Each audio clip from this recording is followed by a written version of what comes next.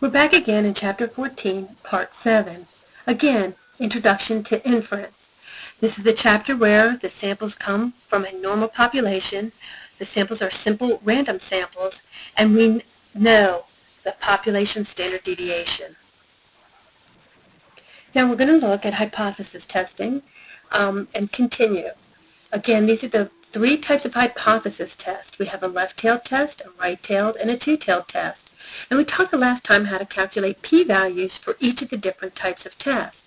So if we're in a left-tailed test, the way we calculate the p-value is we use Table A and we find the probability that z is less than the particular test statistic we calculated. For a right-tailed test, to calculate the p-value, we'd have to look for in Table A the probability that z is greater than the particular z-value we calculated for the problem. And for a two-tailed test, if our test statistic is negative, then the way we find our p-value is we say twice the probability that z is less than that negative test statistic.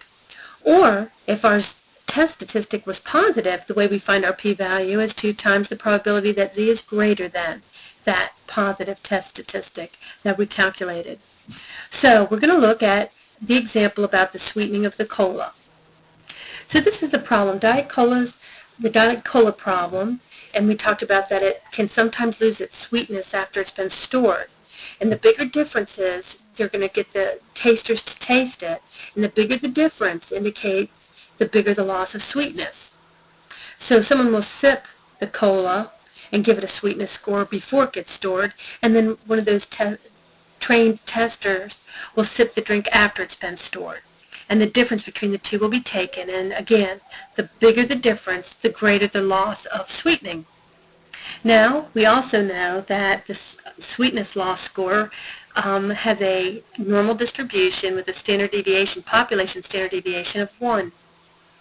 So what we're going to do is we're going to take these 10 trained testers, and we're going to have them taste the cola before and then after, and we're going to get the difference of those two tastes before and after storage, and we're going to have the differences between the two and calculate the mean of those differences. Now when we did that, we got a mean difference of positive 1.02. So it does signify that there was some loss in sweetness, but is that enough for us to say that this new cola loses its sweetness? So that's our question. At a 0.05 significance level, do the data provide sufficient evidence that the new cola lost sweetness in storage? So remember, we've got the null hypothesis here where we assume that there is no difference, and we've got that standard deviation of 1, but in the null hypothesis distribution, we're dealing with a sample of 10 trained testers. So we're now in a sampling distribution of the sample means where our sample size is 10. So therefore, we no longer have just the standard deviation of our population. We have to talk about the standard error, which is the sigma divided by the square root of n, and in our case that would be 1 divided by the square root of 10. Or our null hypothesis distribution, which is normally distributed with a mean of 0 and a standard error of 0.316. That's just what 1 divided by the square root of 10 is approximately. So if we were to do this problem, and they asked us, they gave us the sample mean of 10, and they said at a 0.05 significance level, did the data provide sufficient evidence that the new cola lost sweetness in storage? The first thing that we would do is state the null and alternative hypothesis. So our null is that status quo, that it doesn't lose sweetness, so mu is 0. There is no difference between sweetness before and after storage. But our alternative here, since we're testing at a 0.05 significance level, does the new cola lose sweetness, then our mu is going to be greater than 0 if that were true. And that's what we're trying to test. So our alternative is mu is greater than 0. State or determine the significance level. That's number 2. You got to know what the significance level is for the problem. We will give you the significance level, and in real life, you'll have your own significance level that you choose. In this case, in this problem, our significance level, alpha, is the symbol for the significance level. It's 0.05. Number 3 would, step 3 would be to calculate your test statistic. And remember what the test statistic is. It's how many standard deviations your sample mean is in the null hypothesis distribution. And remember, what's our null hypothesis distribution? It was very specific to write it out for you. X bar is approximately normally distributed with a mean of 0 and a standard error of 1 over the square root of 10. So, to calculate your test statistic, it would just be the sample mean minus the null hypothesis mean.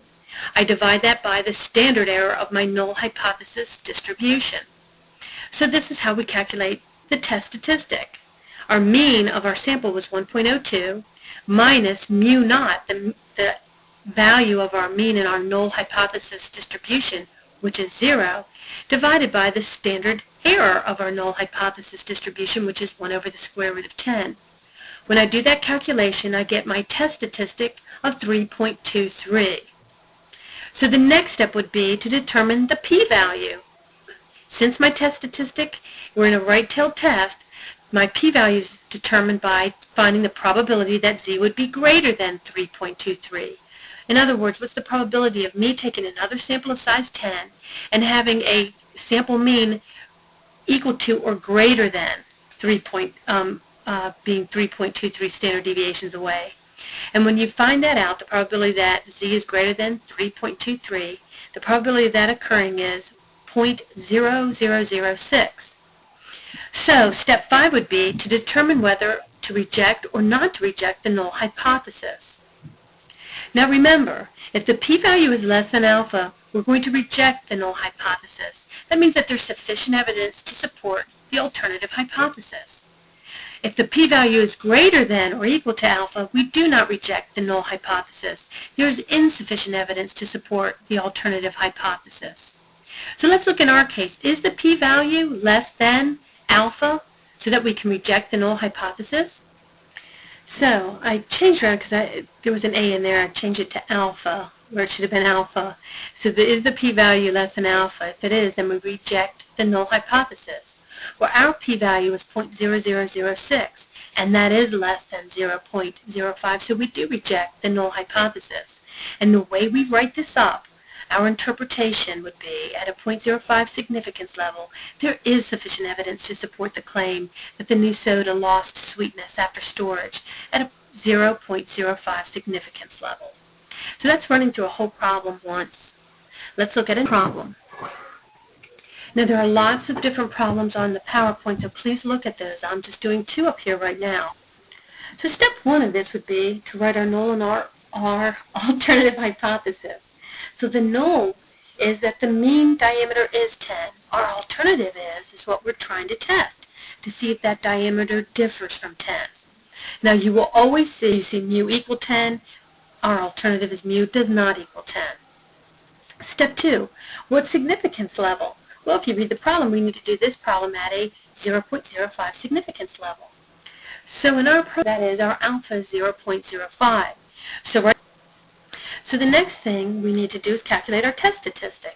Remember where that came from, because we're seeing how many standard deviations our sample mean is in the null hypothesis distribution. So we have to remember what the null hypothesis distribution is.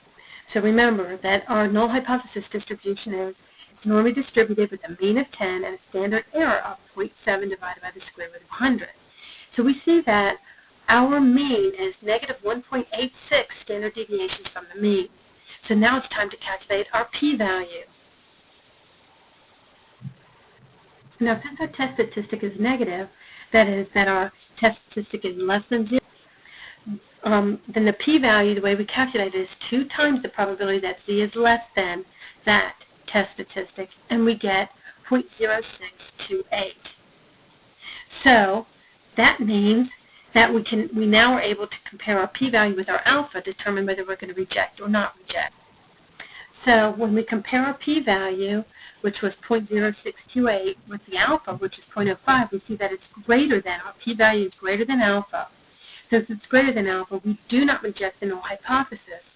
Therefore, we would interpret this, or our answer would be at a 0.05 significance level, there is insufficient evidence to support the claim that the mean diameter differs from 10 millimeters. This concludes Part 7.